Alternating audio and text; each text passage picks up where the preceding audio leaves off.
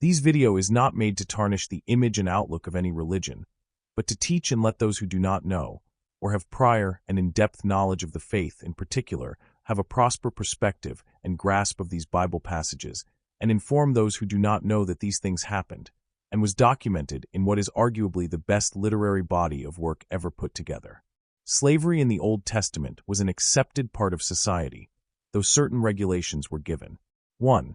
Exodus 21 verses 2-6 ESV. When you buy a Hebrew slave, he shall serve 6 years, and in the 7th he shall go out free for nothing.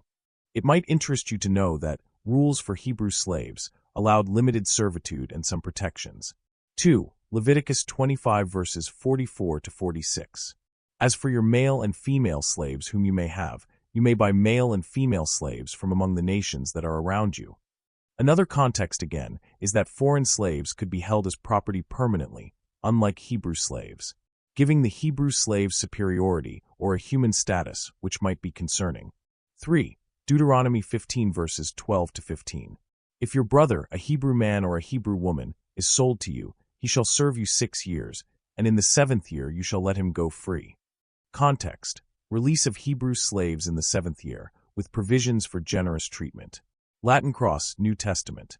Slavery continued during Roman times, and while the New Testament doesn't explicitly condemn the institution, it contains teachings that later inspired abolitionist movements.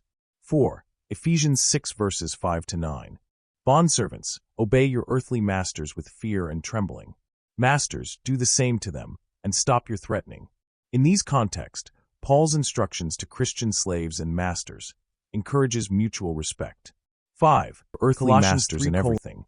Masters, treat your slaves justly and fairly. More context.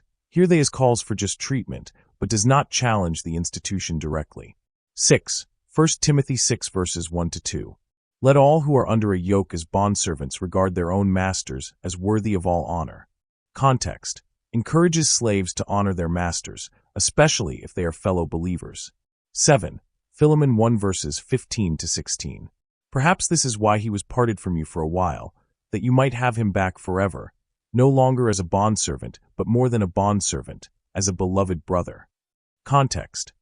Paul appeals to Philemon to receive the runaway slave Onesimus as a brother in Christ. Magnifying glass tilted left notes.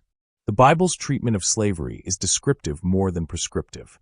Many Christian theologians argue that the overarching biblical message, e.g., human dignity, love, and equality in Christ, undermines the justification for slavery. Others note the importance of historical context.